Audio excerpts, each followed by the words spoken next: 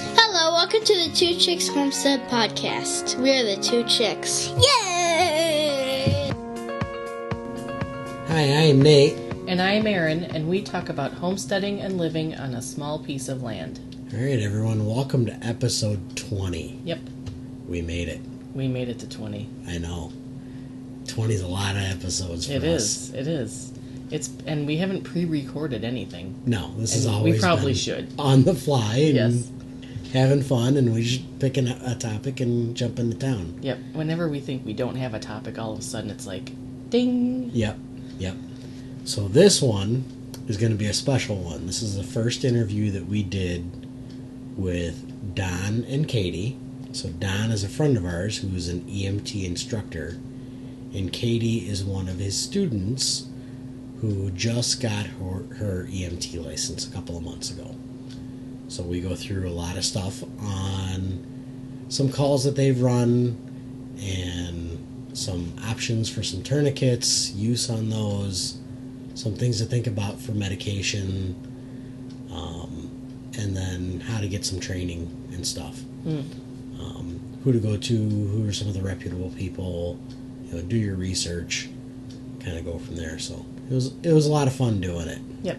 And you met him first at the Self-Reliance Festival in October. Right, yeah. I worked at Front Gate with him in Self-Reliance Festival back in October, the one that I went down to. Mm-hmm. And then we saw him again at LFTN, yep. at the spring workshop.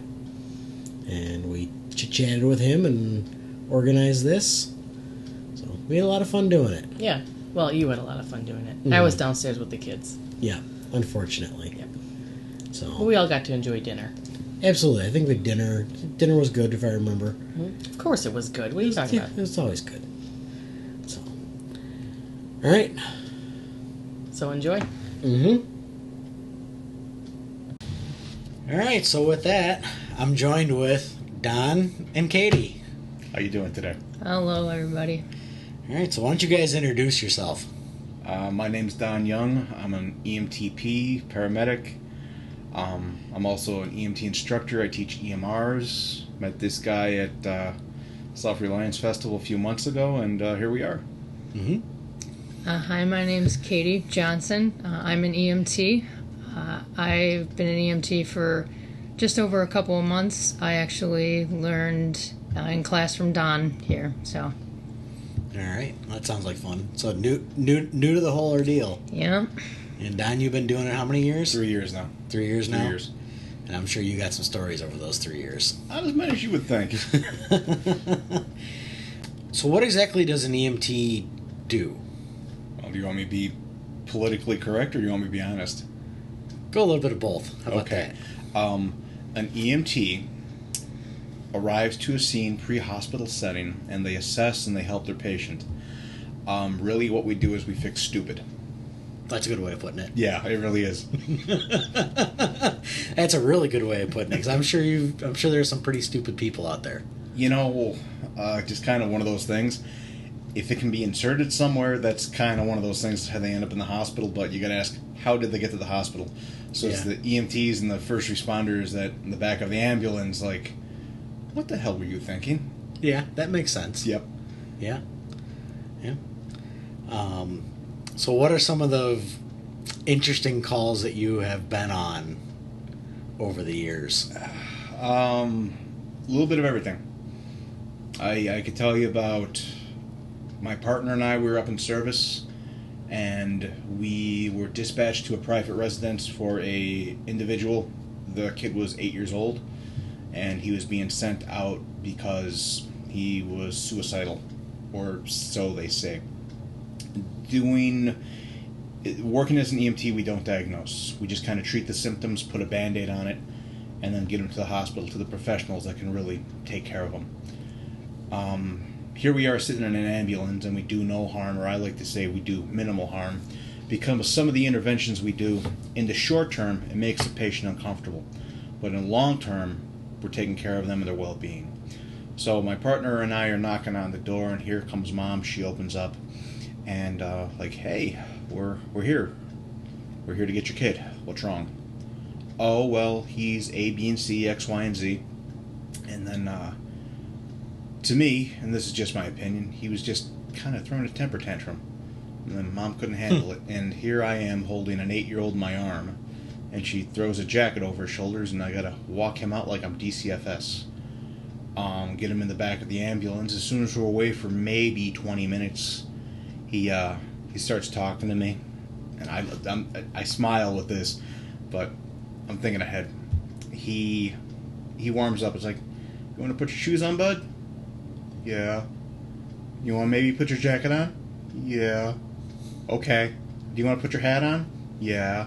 Let me back up. It's the middle of winter. And a Chicago winter, well, that's cold. Oh, yeah, it gets cold. Yeah.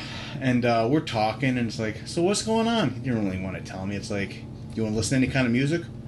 My mom says that it's not appropriate. I'm like, oh, boy. Here's an 8-year-old and 35-year-old me. Like, what kind of music do you like? Akon? And in my head, I'm like, what the hell do you know about Akon? It's like, how about a YouTube video with Mickey Mouse? There you go. Yeah, we settled halfway in the middle. There you go. Yeah, that's one thing. I could segue into, I got a call for, I don't recall if it was a hospice patient or what it was really for. All I remember with the call is we get there and her caretaker could no longer take care of her. And as we walk in, it's an older house, and every house has its own unique smell, and your nose never forgets a unique smell. Mm-hmm. And we walk in, and then we hang a right, and we go into the living room, and then here she is laying on her hospital bed, and just, she looks dead. So we start talking to her and assess her. She lets out this kind of moan, and my partner and I trying to lift her up and move her. Here's the social worker. Here's her caretaker. I don't know what relation he was. This one was a while ago. And as soon as we went to move stuff, like, the cockroaches scattered out. And then when we lifted her up, it was heartbreaking, because here's a woman that's lived 80 plus years of life, and now she can barely communicate. Cockroaches are all around her, and she's literally sitting in her own feces, just dry and hard as concrete to just fresh. Yeah. Yeah, talk about stories to start out with. Yeah, there's definitely a couple doozies. Yeah. Well, I know, and there's got to be some stuff that have kept you up, too, over the years. Not as much as you would think. Really? Because I would think that would be the case. It's one of those where I don't want to say I do everything I can and I play superhero. When it comes to EMTs, police, fire, paramedics, like, they fall into a couple categories. I think I was gifted because I got into it a little bit later in life. Mm-hmm. I took my program for EMT in 2018. Okay. And I was in my 30s by then, so I already had life experience. Like, right. You already life, dealt with the BS and death, everything. Yeah. So it's like when I went into it, I was already kind of old, grimy, and jaded. Mm-hmm. Whereas these young kids I'm in class with, they're between the ages of 18 and 23. Okay. And we all graduate the program. It's like, yeah, good. You guys are going to go out to the bar. Me and the wife are going to go home, cook dinner, and go to bed. Mm-hmm. Yeah. Enjoy. That usually happens when you hit about 30. Yeah, yeah. And so when I go into a call, it's like, this is kind of the way it is. Yeah. I've already got my coping mechanisms. I already know how life is, and I do what I can. Right. And I've come to realize you can only do so much. Yeah. And at that point, you need to go home to your family and your people. Mm-hmm. So, that being said, I think that's how I can go home and not really have, trauma and damage. Right. There are times when I think about it, it's like, I think the ones that really get to me, it's, I get that 80-year-old that was in her own feces and I have to take her to the hospital. And it's like, well, realistically, based on her past medical history, she's probably dead. Yeah. I'm like, did she go peacefully? Was it? And I think about that 8-year-old. It's like, God, what's he doing now? Like, what kind of? And then okay.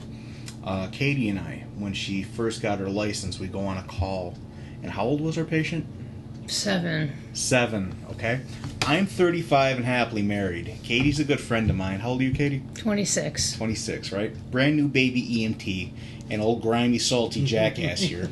We get a 7-year-old. I don't remember what the issue was. We were taking her to the hospital. And I'm sitting on the bench and I'm talking to her. And pull out the phone and I play Disney Plus. And then she's talking to me, and then every time... did you even say a word? Please, tell your side of it.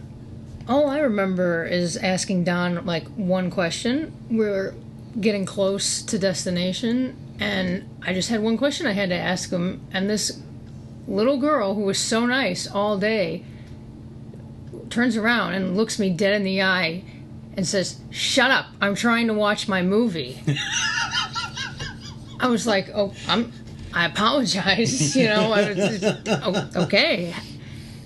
It's good. It's a few more seconds, maybe a minute later. I want to ask one other question. Turns around again, is staring at me. What did I just say? I was like, okay, all right, I'm done. I'm done talking for the rest of this call. What I loved was every time Katie would look at me or make any kind of motion to me. Here, how old was she? 7. This 7-year-old kind of steps to her like, "He's my man now.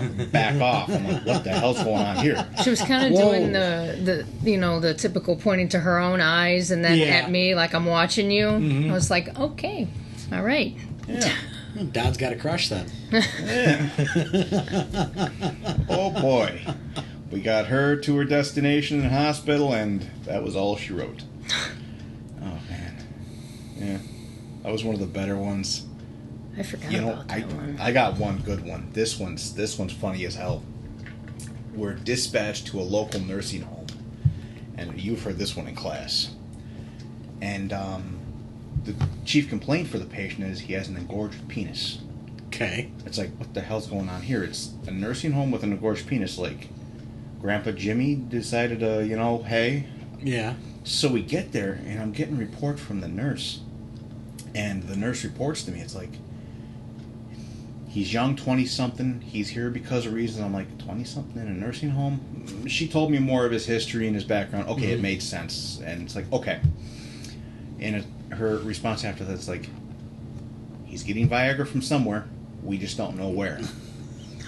Now, again, 30-plus-year-old Don, bald, 300 pounds, kind of grumpy and pissy on a good day, is like, great, I've got a young guy who took Viagra with an erection. Lovely. So I'm walking down the hallway, and my partner, she's a young 20-something, and she's a solid dime piece, I'll admit it. And this guy's sitting on the stretchers, smile ear to ear, just looking at her. I walk up, he's like, "How are you doing today, sir? My name's Don. I'm here to..." And he just kind of looks at me and, like caveman grunts and like, "Go away." It's like, oh, here's the punchline. "Okay, sir, my name's Don. I'm going to be sitting with you in the back today." Suddenly, he paid attention. Here's this young, vibrant thing. It's like, what? She's not in the back? You are? Now he's looking at me. And then we get him in the back of the ambulance, and he went from smiling and happy to disgruntled and grumpy. I'm like, I wonder why. Yeah. So as we're going down the way, he asked me, "Is there anything you can do to help me?" And I'm like, "No and no." And he just gave me a look like, you realize what I did there. Mm-hmm. It didn't make him any happier. And then it's like, "I'm in so much pain." It's like, there's nothing I can do for you. Yeah. I can offer you a hot pack or a cold pack. Yeah, sorry. Yep, it's like, and I'm not putting it on for you. Yeah. I'll take the cold pack. Oh, it's like, here's a towel. I need the hot pack now. Okay. I make the call to the hospital. And when you give a report to the hospital, you're speaking to an ECRN. Don't ask me what that stands for. And you tell them what's going on. And they're trained to ask clarifying questions on how that patient's presenting, their past medical, and what you did for them versus what you didn't. And as soon as I told them where we're coming from and what we got, it's like, what the bleep. Yeah, on a recorded line, what the bleep. And then you hear her kind of cover up the mic a little bit. It's like, yeah, so-and-so's coming in again. It's like, is he this year old from this facility? Yes. Didn't even need report. It's like, what's your ETA?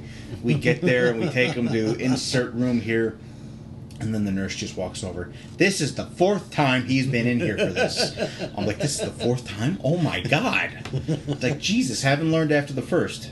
Yeah, apparently not. Now, let me give you this much. How you take care of that problem, engorged penis / erection longer than 4 hours, is a large needle, and they drain the blood. Yeah. We clean up the stretcher, I finish up paperwork, and as we're about to walk out the door, I hear a blood-curdling scream come from his room. I'm like, well, we know what he just did there. I shouldn't be laughing at the guy, but hey. Yeah, it's one of those, you play stupid games, you win stupid prizes. Yeah. Yeah. And that's one of those, like, I wonder if there was a 5th time. Very well could be. So those are some more of your colorful ones. Those are just like the top 3 that pop off my head. Those are the ones I'll tell in an EMT class to kind of paint the picture of like, hey, you're getting into this field. It doesn't matter if you go on to volunteer department, doesn't matter if you're on a big municipality like Chicago, or if you go and you just stay on the privates for the rest of your life. It just, you need to have the mindset and picture painted of what this job is and what it entails. Yeah. It like I was talking about some of the EMTs that when they start out on that younger age, I call them Ricky Rescues. They think I'm going to go out and save lives and kick down doors and do Chicago Fire kind of stuff like the TV show. Nah, it's not really like that. Yeah. So I know you had one really good story, and I've heard this one before. I'm going to save that one, so you have to have me back on this podcast. Oh, come on. That was a good one. No, we're going to have to save that one. All right. So we'll have to have you back. Damn, not like I thought that out.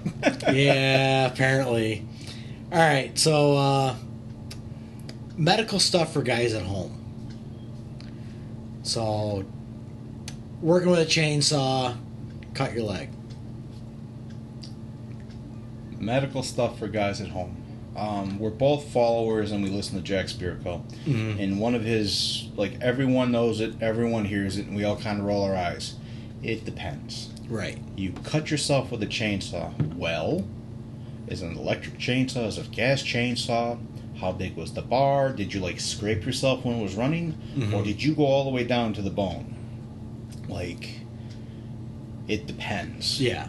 But if we're talking, like, big trauma like that, typically, first thing we're going to go to is we need to stop the bleed. One of the acronyms we'll teach in class is the March Protocol. And that's very searchable. You can learn all about it on the YouTubes and the interwebs.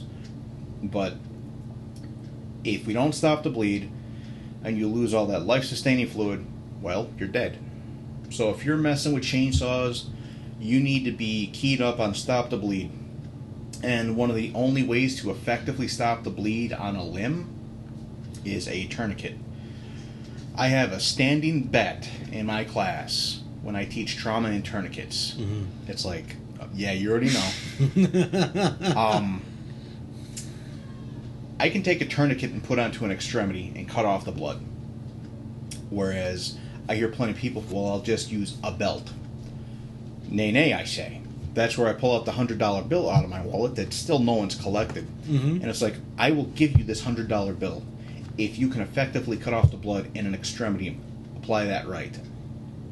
They're ready to go. I had this young guy in class. He's a Marine. He, rah. I don't know. I'm not oorah, rah, whatever they say. And he takes off his belt and he starts putting it on my arm and he's, starting to crank it down. And he checks my radial pulse. Still there. It's like, you haven't cut off the circulation. Oh, let me. And he really, really, really torques it down. Still a radial pulse. Like, it'll work as an impromptu pressure bandage, but one of the hardest things to replicate in real world for stop to bleed is a tourniquet. Yeah. Yeah, and I carry them too. I know I got one in my bag. Usually have one on me when we're outside. If I recall, you had one placed on you by a certain grimy EMT. Yes, that would be, you put one on me, and then Erin did too, when we were at Living Free in Tennessee. That was the first time she ever put a tourniquet on somebody. Yeah, that was fun. I enjoyed tourniquet day. Yeah, that was something she needed to learn how to do.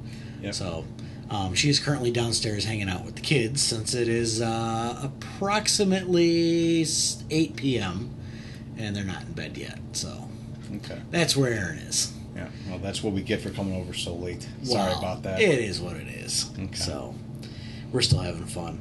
So tourniquet wise, are there certain ones you want to have over others? Not all tourniquets are created alike. Not all tourniquets are created equal. The gold standard, and I'm not going to get into TCCC ratings or any of that stuff like that, is the CAT tourniquet. I think it's Gen 7. Mm-hmm. It is the gold standard. It's approved by the military. They carry them on the ambulance. They have them in the trauma centers of hospitals. Right. That's the type I applied to you. Yeah, and that's the one I have in my bag, and Yep. Aaron has in her bag as well. Yep, they're good for just about everything. There are some other ones. One of the ones I used to love, but they're no longer in production, was Recon tourniquets. I think I remember seeing those a couple years ago. Yeah. I don't remember. I've never dealt with them, but I've heard about them. Yep. All those that I have now, they've been pulled off any of my bags or gear, and I reliquate them to training. Like when I'm teaching EMT class tourniquet day, they're getting old Recon tourniquets. I don't necessarily agree with all politics between Recon and CAT and what happened there, but it is what it is. So one of the other ones that I can attest to would be, I believe it's soft T tourniquet. Okay. With the Recon tourniquet, it's nice, but it has its limits. With the soft T, it's a wider material, and it's almost like a seatbelt material. And it's a lot more flexible and forgiving. You put that onto an extremity and you torque that down, it'll work just the same as a CAT. Mm-hmm. With the CAT, when you pack it, it's a little bulky. Whereas with the soft T, not so much. I can fit that into a cargo pocket, but if I was to wear a suit right now, going to a wedding, and I was going to carry one tourniquet, I would throw a soft T in my pocket all day long. Right. The Okay. other tourniquets that I've played with, TK4s, that's nothing more than Is that the rubber band one? what do you mean rubber band one? It's the one's got the silver tang on it that Yep. you wrap. It's rats maybe. No, not the Not the rats? Rats, and then the TK4s. The TK4s, I like it. My first tourniquet's always going to be a CAT. Number 2 is going to be a soft T. I'm going to go to the TK4 only because I can carry more of them and bang for your buck. I couldn't tell you what MSRP is, but I'm buying 2 and 3 of the TK4s over 1 rat. I believe a rat tourniquet right now, $35.99 from North American Rescue. The rat one. No, not the rats. Did I call it a rat? Yeah. I'm sorry. The CAT. Yeah. I was gonna say the cats are like 30, somewhere between 30 and 35. Yeah, I about remember. 35, but almost $40 for one tourniquet. Whereas with the TK4s, again, I don't know the pricing, but for that $40, I can get a few of those, and I can strategically place them in my car, in my bag, and that, and be ready to go. And then the other one that gets a whole lot of scrutiny, but if you apply it right, it's wonderful. They were formerly called the RATS tourniquet. Now I think it's called Rapid Application Tourniquet. Yeah. That pretty much reminds people of a bungee cord. Yeah, and that's what it reminds me of too. It's like a big tourniquet, like a rubber band with a couple notches on it, and I think I remember you slide it on, and you wrap it, and then you hook it. I got 2 things when it comes to this. I don't really remember the history. I think it's something along the lines of go back to Vietnam War. They're taking surgical tubing and they're wrapping around as a tourniquet. The guy that saw that, he was, I don't know his MOS or what branch he was in. He saw that, thought about it. It's like, what about for a smaller person, a child, a dog, geriatric patient? And he kind of went with that. So he made that, and if you apply it right, it'll hold back the blood just as good as a cat's. But for me saying that, I'm now going to get thrown under the bus because I just repped one that isn't TCCC approved or any stuff like that. Any tool's as good as its user. So that's all I'm going to say with that. Right, and you got to practice with them. You got to throw the tourniquets on. You got to try them out, and watch out for counterfeits. Oh, that's a big one. When it comes to buying tourniquets as a whole, everyone likes to buy everything off Amazon I won't touch a single medical supply off Amazon. Why? Because of what was just said. Counterfeits up the ass. Yeah. I won't even buy a counterfeit to use it in training because it just sets you up for failure. Mm-hmm. If I'm going to buy one tourniquet, I'm going to buy 2 tourniquets, one for training, one to put in my gear. Right. So. Yeah, and I've noticed that too because I went poking around on Amazon a couple weeks ago, just looking maybe buy 5 or 6 more. And I think I messaged you and said, "Hey, what's the deal?" Mm-hmm. And it turned out that a lot of these actually are, counterfeit on Amazon. Yep. And a lot of people you see it in the reviews. So make sure you guys are buying from reputable. If I'm buying a cat tourniquet, well, real talk, I'm probably snagging it from a trauma center at a hospital. Sorry, Loyola. Or I'm going to go ahead and go directly to North American Rescue and buy a cat tourniquet from them for full price. In our circle, we come across a lot of guys that sell this medical equipment, and I would rather do business with one of them. There was I don't remember his name or anything like that, who he's with, but he was selling the soft tea and the cats for $25 a pop. Mm-hmm. And that's the one I put on You at Self-Reliance. Those are the ones I carry right now. Right. Within the first 10 minutes of him opening up his booth, I was first customer, dropped $100, bought 4 tourniquets. To me, that's just an investment right there. Right. And I remember you mentioning about the soft teas, that they're better for kids too. Am I right? I don't recall about the soft teas. Or is it it was the SWAT teas. SWAT tea. That's SWAT what it is. tea. It's kind of like a big rubber band. Mm-hmm. And it's real wide. Yep. And I know it's got the arrows on it. Yep. You can use it in 2 different ways. It's a big rubber band essentially, and I don't remember if it's actual latex. So someone with a latex allergy, do your due diligence and check that out. Yeah. But you buy one of those, it can do 2 things. It's really good as a pressure dressing. And then if you really torque it down, it'll work okay as a tourniquet. Mm-hmm. Again, when you buy something that's, it's good at everything, it's not really good at everything. A tourniquet is one of those you just need to buy the tourniquet and have a dedicated tourniquet. The SWAT T will do okay at a little bit of, A, B, and C. Mm-hmm. So now that we got into, like a full-on bleed out with the tourniquet, what other stuff should you kind of have at home? I know it really depends, but, medication for sure. Be like... We'll define medication. Is it going to be one of those, okay, do I have migraines, so I need Excedrin with caffeine? Is it going to be one of those where I'm past 25 and my joints ache? Like, Katie, I see you stretching there. So I need a constant flow of ibuprofen? Right. Like Benadryl, bee sting, stuff like that. Mm-hmm. So all of that, I don't like to say the term first aid kit. I don't like blow-up bags, IFAC. I like to encompass it all in a wellness kit. Okay. In that wellness kit, I always get the questions like, why do you have a tube of toothpaste? Why are there tampons? And why is there a bar of Ivory soap? It's like, one of the biggest things when it comes to medical is sanitation. If you can keep everybody clean, you can keep everybody healthy. Yeah. So, moving on from that, when we're talking about medications, you need to start figuring, it's like your past medical history. Are you type 1 or type 2 diabetic? Are you on insulin? Do you have a history of cardiac issues? Or do you have nitroglycerin? Mm-hmm. A lot of people, when they have nitro, it comes in 2 forms, tablet and spray. When they get the tablets, it'll come in the little brown bottle, and they don't realize, well, you expose that to air and light, it just lost all its potency. Right. And they don't pay attention to expiration dates. One of the problems, too, with medications is it's a 2-part thing. They don't know when their next prescription is because it gets auto-refilled. Mm-hmm. And then they just go to insert pharmacy here and pick it up, and they really don't know what it does. Right. They don't talk to the doctor and get those 20 questions that are on there. Now, segueing into this, what about our patients that are on 5, 10, 15 different medications? Yeah. When it comes to medications, you have indications and contraindications, side effects, and all that kind of stuff. Mm-hmm. If you're interested in what I'm talking about, look up the 5 rights. 9 rights, 6 rights, 5 rights. It's all I think on. they're up to 9 now. It depends on the book and the publisher you're talking to. In your program, it was 9. The book we just went to is 5.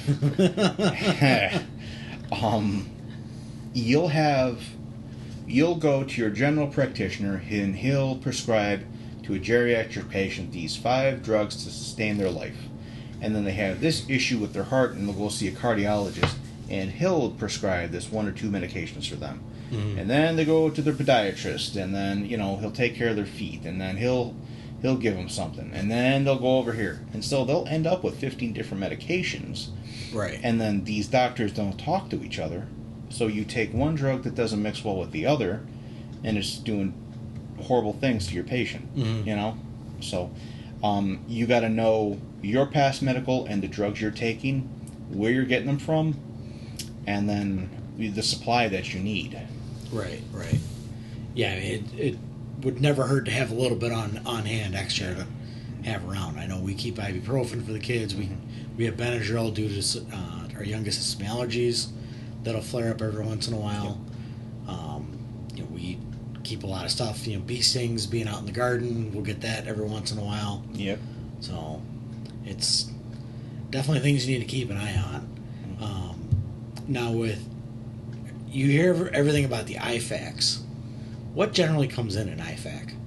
I can go on Amazon, or I can go in any insert gun shop here, and I can pretty much buy an IFAK, and you're going to get a tourniquet that you're probably not going to know how to use, some Band-Aids, alcohol wipes, and maybe a roll of gauze. Mm-hmm. And you're going to pay anywhere from $25 to $100 for that. Right. Whereas IFAK stands for Individual First Aid Kit. That is meant for you. Right. So when I hear IFAK, I go back to wellness kit. You as a person, what do you need? So when it's on the homestead, well, what are you doing on the homestead? Are you doing a lot of heavy lifting and with machinery? Are you in the back field? Well, I probably want to have a tourniquet and gauze and all that stuff for stop the bleed. Mm-hmm. But are you allergic to bees? So anaphylaxis is a thing. In your IFAK, you might have to carry your EpiPen. Right. Or for, a mild allergic reaction, like you were saying earlier, Benadryl.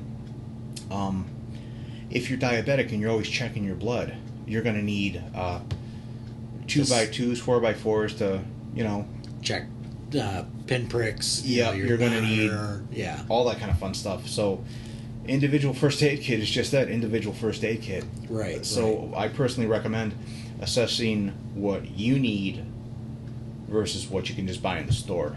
For the first self-reliance, I'm just cruising around the Walmart, and I believe it was $39.99 was the pre-made first aid kit in the camping section. Yeah.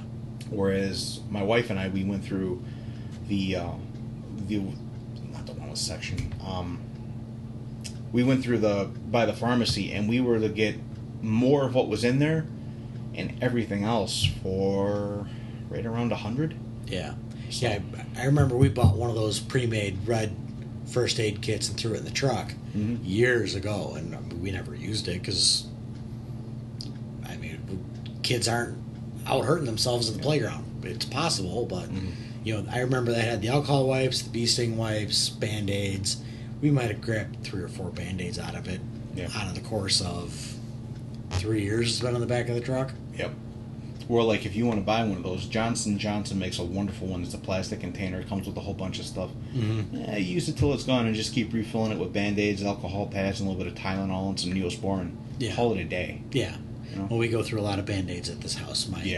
My youngest thinks that Band-Aids cure everything, even though there's nothing wrong. Don't talk to me about pain patches. We go through boxes of Band-Aids a month. So you're getting return on investment when you buy a box, huh? Yeah, pretty much. Oh, God. What's current now? I remember when I was a kid, my sisters, it was Barbie. Frozen. Frozen? Yeah, I think it's Frozen. There might be some Star Wars, maybe some Trolls. I can vibe with Star Wars. I'm wearing a Star Wars t-shirt. I see that. There might be some Trolls up there. Okay. Disney princesses. Kind of the standard girl stuff. Gotcha. So no race cars and John Deere stuff yet. Damn. You got time. Exactly.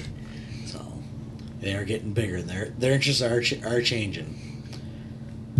All right, so I know this is one you're gonna like. Cool guy equipment. Oh yeah, cool guy equipment. Says the tactical Timmy that's sitting across from you at this table. So what are you looking for when it comes to the way of tactical cool guy equipment? You know, like tourniquet cases, you know, stuff you can put on your belt, stuff you can, you know, hide underneath a pair of pants, you know, like ankle holster or something for holding your medical stuff. All right. If you're looking for, when it comes to the belt, I don't believe you keep any medical equipment there. I believe that's where the armed citizen's going to keep their primary firearm, a reload. That's where anything sharp and stabby that's going to impale somebody is going to be. Right. Your belt line is your utility belt to get bad guy off you and get your wife and kids to safety. Right. When it comes to the rest of the stuff, kind of in a cargo pocket. Okay. I'd say from age 12 to now, when I discovered cargo pockets, my life was so much better. I am the same way. That's all I have on my shorts and jeans is cargo pockets. So when it comes to cool guy stuff, if I'm going out right here, right now, I have a tourniquet, and that's it. I can pretty much make do with everything else. I can make and rip a shirt up with a pocket knife to, you know, pack a wound. I can wrap up a hand with a pressure dressing with my belt, and you know, with a handkerchief. But I can't replicate the tourniquet. The other cool guy stuff that I might carry would be something along the lines of, I don't believe in carrying like trauma shears, this, that, and the other. But if you have a rescue me, you carry that on your key ring. That serves a couple different purposes, right? I don't like doing what ifs, but let's do one anyway. What if you're going out to your car, wife, daughter, son, whoever is in the car, they're passed out for whatever reason, we don't know why. You know, you can take a big rock and try to break a window, but it's probably going to bounce right back at you. Take the hammer, pull up the YouTube videos, people whacking them with a hammer.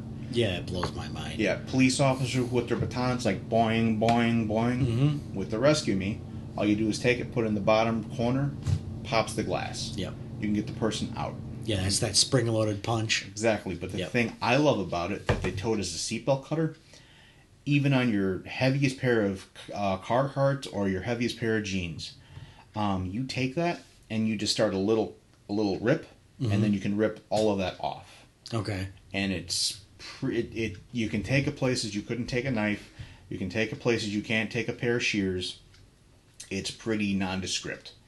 And it does two things right there that you can't do with other. Yeah, I've always had one of those hanging from my rearview mirror. So if you ever get into an accident and end up in the water, it's up there. You just grab it off the mirror and break the window and get out. That's the cool guy stuff I have on me right now. And then the third thing I have on me in the way of medical is a flashlight. The flashlight is one of those, like, I will not argue with you. It's like, well, I have my cell phone. Your cell phone is a form of communication to get, you know, bigger and better to help you. Or when you're getting taken to the hospital, let's say you call your loved one, like, hey, I'm on my way to here. Right. Right? That flashlight, when the lights are off, does a little bit of everything for you. Not to mention, if you train a little bit of combatives, it's one hell of an impact weapon. So, for me, rescue me, tourniquet, and a flashlight. You were asking about other stuff too. Tourniquet holders, you can get them, but it's one of those, are you really going to carry it? And with that money you just bought with that tourniquet holder, maybe you could have bought 2 tourniquets instead of 1 tourniquet in the holder. Right. Because you can put a tourniquet and pack it down in a lot of different places. The kit I have is, I should have brought it with me. It would have been nice to go through your kit. I'd love to see that sometime. Yeah. I got like 8 different kits. Well, I know. I remember you bringing that big kit to LFTN. The little one. So if I'm carrying a gun on my ankle, right? I'm right-handed. It's going to be on my left ankle, right? Inside, yeah. Yep. So that leaves me my right ankle open. The kit I carry it's not made by, but John Lovell of Warrior Poet Society. He made one. He sells all the stuff that you can put into it. I bought it. If I was going to buy a pre-assembled one, it would be from Warrior Poet Society. That's a pretty solid and squared away kit. The only other stuff I might add to it is maybe a pair of X shears. The shears they have from North American Rescue are very good, and they'll do the penny thing. You can take a pair of trauma shears and cut a penny. If they can do that, solid. But a pair of X shears, they're about $40. You partner that with the kit you can get from Warrior Poet Society, and you're pretty much in a good way. Okay. And then the one kit that no one ever thinks about is, and it's both on Android and Apple, is Find ER Now. Yeah. You're in the middle of nowhere, and I don't have cell phone reception. I can pull out my phone, and with the GPS, it can at least get me into the direction of a hospital of some sort. It may not be a trauma center, it may not be pediatrics, it may not be STEMI, but it'll take care of what I need and at least get me to some level of care. Okay. And then the other thing is just a good mindset, where it's like, I may be my rescuer or my kid's rescuer, and then realize, like, maybe I'm not cut out to handle this situation. Right. There's nothing wrong with, when people say I can't, it means they won't. There's nothing wrong with actually not being able to do it. Yeah. Right? Yeah, so it's I see that with my oldest. Like, she's scared of blood, like, flat out. So it's going to take her a lot to be able to handle something like that, where I'm a little bit more reserved. That doesn't really bother me. So I like to think I could handle it, but I've never been put in that situation. Gotcha. So I guess you don't really know until it comes You down don't to know that until point. you know. Yeah. And it's one of those things, like, you have to be able to litmus test, and one of the ways we litmus test is training and going out and doing that kind of stuff. And it can be simulated up to a point, but it's not until you're actually in the heat of it you're going to know. Right. So, speaking of training, what classes would you want to see somebody take, or where can you start to get the training so you can be either A, an EMT, or B, your own first responder, like somebody like me who is on a homestead and dealing with that, or somebody who carries a gun every day out in public? If you want to get training, one of the places I'm always going to rep is going to be Tactical Response in Camden, Tennessee, with James Yeager. I've taken his immediate action medical and advanced immediate action medical, and those classes are phenomenal. They can take a person with no medical training whatsoever, and they can point you to, they can hone you in. It's like, okay, I can do this or I can't do this. They can teach you about tourniquets, they can teach you about wound packing, they can teach you all the basics in trauma. Right. And then with the scenarios they'll put you through, it'll really try you, and you'll figure out real quick if you can handle it or not. Right, because it sounds like it's stress based a lot. 110%. The classroom discussion and the hands-on, they got me with the TK4 to be able to apply that to myself blindfolded and not even think about it. Okay. I haven't trained with him for his medical, but I do know John Lovell with Warrior Poet Society. He now offers medical training. I love James and I love TAC Response. I'm alumni. They are located in Camden, Tennessee. What I like about Warrior Poet Society is they travel a little more, and they bring those classes to you. So jump on either of those websites. Very searchable, very using the interwebs. You can find them. If you're looking for something local, I'm always going to recommend vet your trainers. If you have someone that says, I do cool guy shit, I do this, it's like, well, when, where, and how? And if they can't really answer that, then maybe it's time to look elsewhere. You can take a Stop the Bleed course, and they pretty much give you a PowerPoint, give you a tourniquet, and good day. But if you take a Stop the Bleed course where you actually take out the tourniquets and apply those, Mm-hmm. and then you learn about the different kinds. You can take a CPR course and learn on a mannequin, and then pull out a bag valve mask or pull out a pocket mask. Just do the reps that's required for, AAH. But do you really have the instructor that's done CPR before? Right. So that's one of the big things. So for the person starting out, Warrior Poet Society or Tactical Response, if you're looking to start out local, you really can't go wrong with CPR and then a Stop the Bleed course.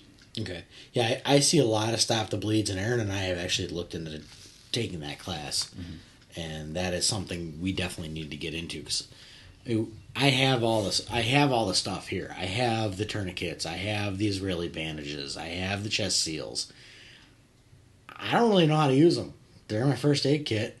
I'll be honest. It's in my bag. Yep. I carry a gun.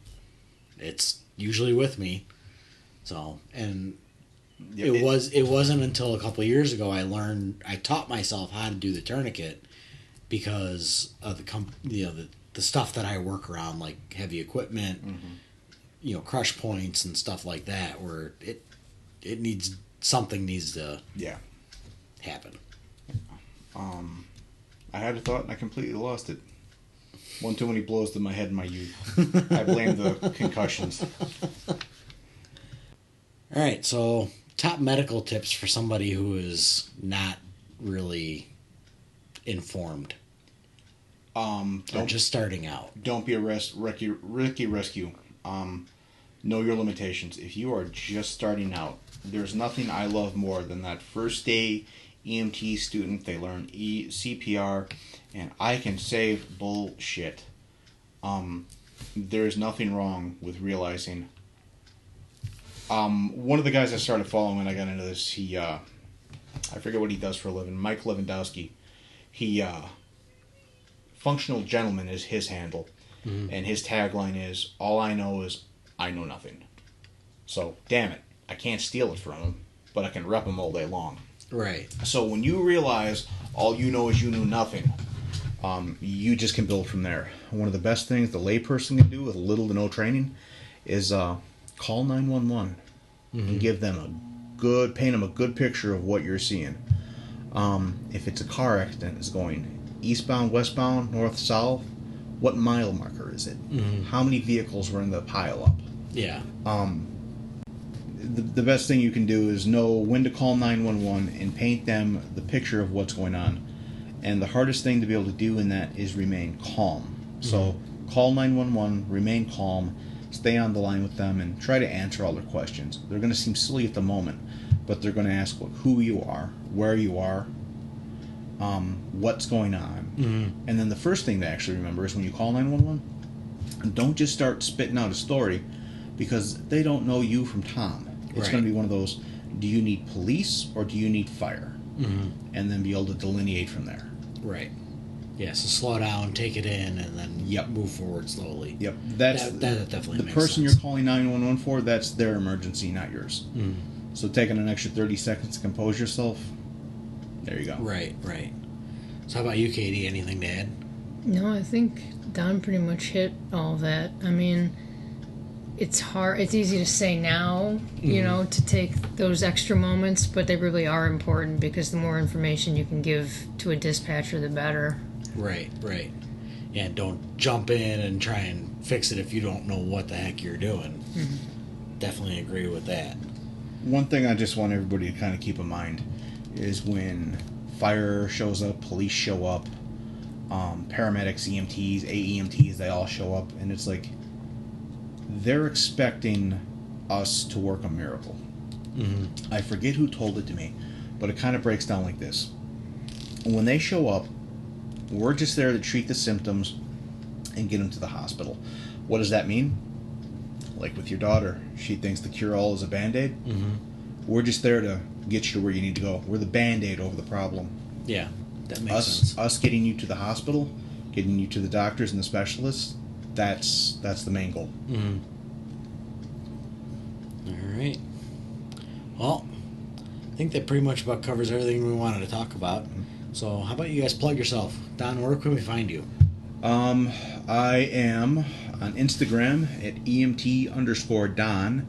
EMT Don, you'll find my lovely face with a blue shirt and a stethoscope in the back of an ambulance. No, I was not with a patient. It was just me doing a photo op. Or you can find me at don@ambulancedriverconfessionals.com. Reach out to me just about anything. All right. So, well, we'll have all the information in the show notes, and we'll get a hold of it that way. How about you, Katie? Yeah, to be honest, I really got nothing. I'm really not out there very much, but you'll probably see me on Don's stuff at some point if we're being realistic here. if you're looking to get a hold of Katie, just go ahead and reach out through me, and I'll relay the message. There you go. All right. Well, I appreciate you guys for stopping by. Thanks for sitting down at the table, coming over. Absolutely. So, and we will catch you guys next time. Oh, don't forget the tagline. At the ADC, don't forget to hit them with the wee-woo.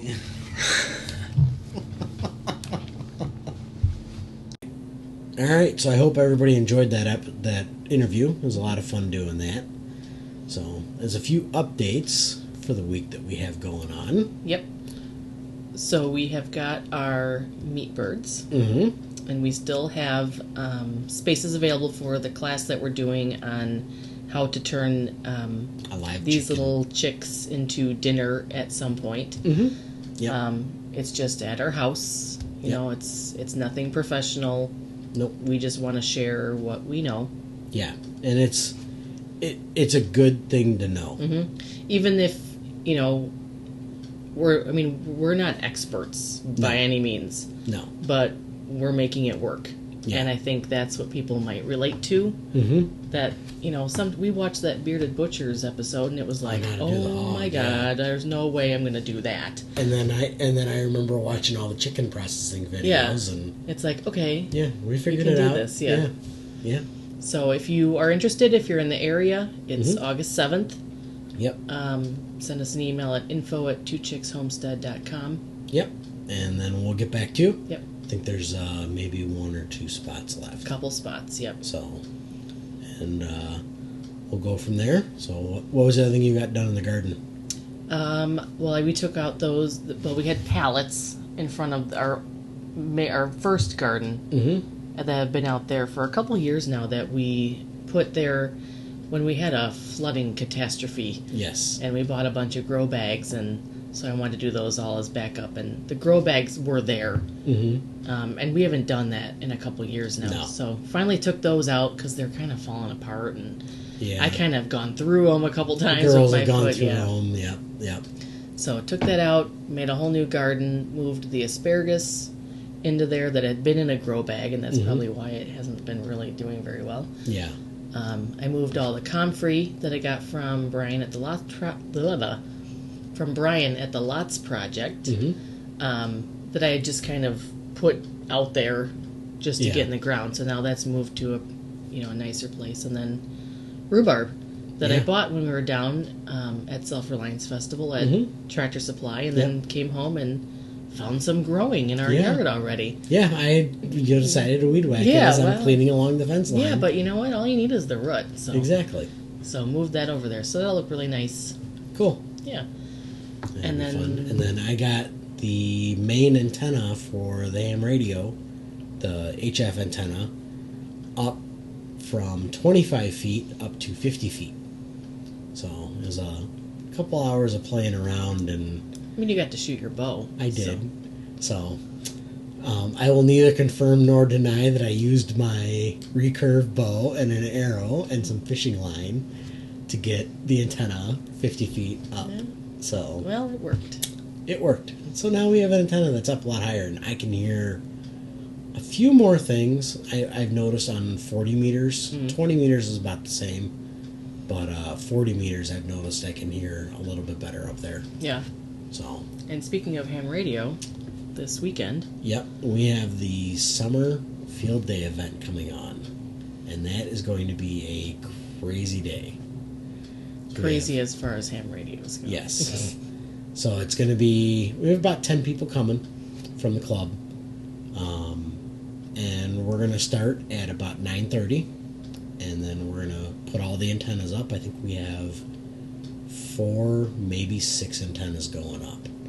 And they're all wire antennas, so we got to run them all into the trees and stuff. So more arrows, maybe. Maybe, possibly. So we'll get started at 9:30, or 9:30, and then hopefully we get it done by noon, so we have time to test everything and get set up. Because 1 o'clock starts the contest. And now, what is it exactly? You're trying to get as many contacts? Right. We're trying to get as many contacts around the world as we can in a 24-hour period. So we're going to run... And it's all over. This is a worldwide thing. Like, it's all starting at that time? Yes. It starts at a designated UTC, so Universal Time Coordinated, or Greenwich Mean Time. And that is 1800 GMT, or UTC. So I think it's 1800, which translates... I'd have to look... but it translates to 1 o'clock our time. Central time. Central time. So we will be scrambling and having a whole bunch of fun and having a bunch of people coming over. And I think we have a few people from the group coming. Yeah, so if you're in the area, it's in Hinckley, Illinois. Yep. And you're interested in coming, just shoot us another email, find us on Facebook, send us a message. We'll send you out the address, and absolutely, we'd love to meet anybody who wants to come. Yep. We want to get as many people here as we can and get used to meeting up with some people and shaking some hands. And because we're not really that social. No. Like, we're not people. No. We're trying to be people. Yes, we're trying to be people. We are people when those people are the same people that we are. Yes. So if you're our people, yes, you're welcome. But yeah, it's going to be a lot of fun. We're going to run as much as we can. We're looking to make at least a couple hundred contacts. We're not going to break any records by any means. But it's still just a fun. Yeah. Try and take some video and get that put up. Yep. And maybe we can get you on the radio. We'll see. I know I'm going to be on the radio. I think I'm going to run the night shift. So, maybe get on 40 and 80 and do nighttime stuff. Okay. Because all the elders that are coming are going to want to probably get some sleep. Probably. So, but yeah, that's pretty much what we got going on this week. All right. So we will see you guys next time. All right. See you on the homestead, where something is always growing, eating, or cooking.